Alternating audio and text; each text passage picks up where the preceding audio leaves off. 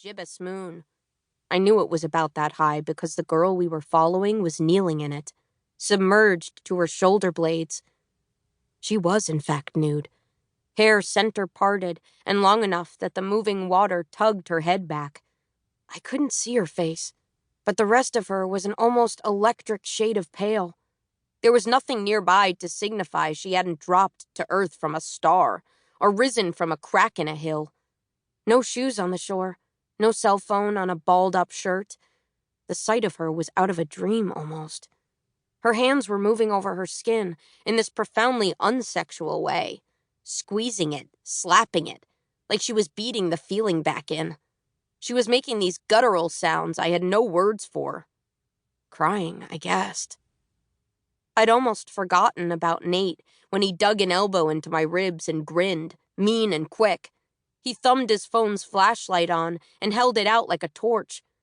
Her head twisted, and I saw that she was around our age, maybe a little older, eyes dilated and mouth still curling around the end of a smile. She hadn't been crying. She'd been laughing. Nate meant to make her feel exposed, but I knew he was really doing it to me, because it was shitty and he wanted to be shitty to someone right now. I could have left him, but if I were her, I'd be more scared of a dude by himself, and she might need help. I was ready to offer it when she spoke first. Come out. Her voice was low, smudged and hardened by some unplaceable accent. It rose into a sing-song. Come out, whoever you are! She rose like a backwoods Venus, dirty creek water running out of her hair, down her body, beating through her serious 70s bush. She whistled, piercing and clear. I said, show yourselves, motherfuckers! She was naked. She was alone. She couldn't even really see us. But just like that, we were the ones who were afraid. I felt the tremor in Nate as he saw how this was gonna go. Fuck this, he muttered. The girl stepped onto the bank. She was large-framed and underfed, her hair a sticking mermaid curtain, but the thing I couldn't look away from was how she held herself, without the barest awareness of her body, like she was a baby or a bird. With a blunt suddenness, she raised her arms, conductor style, with their palms held flat.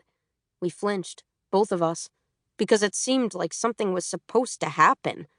When nothing did, Nate tried to laugh. It came out dry. She dropped into a crouch, eyes turned in our direction, feeling along the ground until her fingers found a fallen branch, thick and a few feet long. Hefting it, she stood. Nate cursed, shoving his phone into his pocket, and the girl stopped mid-stride. With its light gone, she could see us, too. Ivy, let's go, Nate growled. Ivy. The girl repeated my name. The word in her mouth was heatless, heavy. I squinted at her, confirming she was a stranger. What's wrong with you? Come on! Nate yanked my arm hard enough that my shoulder burned. Then he was stumbling away, swearing at every tree branch that swiped him, every divot in the ground. Over my tank top, I wore a washed, thin button-up from Community Thrift. I slipped free of it and tossed it in her direction before following him.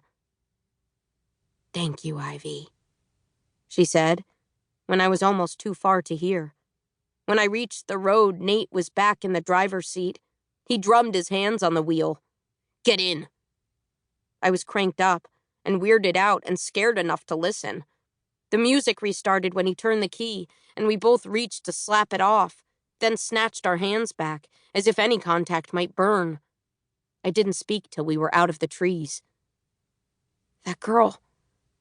Did you hear the way she said my name? He shrugged, barely. Did she know me? I persisted. I didn't think I'd forget meeting a girl who looked like that. The colors of a lemon sucked dry. How am I supposed to know? Nate asked sullenly. I pulled the mirror down to inspect my lip and cursed softly. Already it stuck out like the peeled half of a stone fruit. We drove the rest of the way in sticky silence. When Nate stopped at the end of my drive, I reached for the passenger door.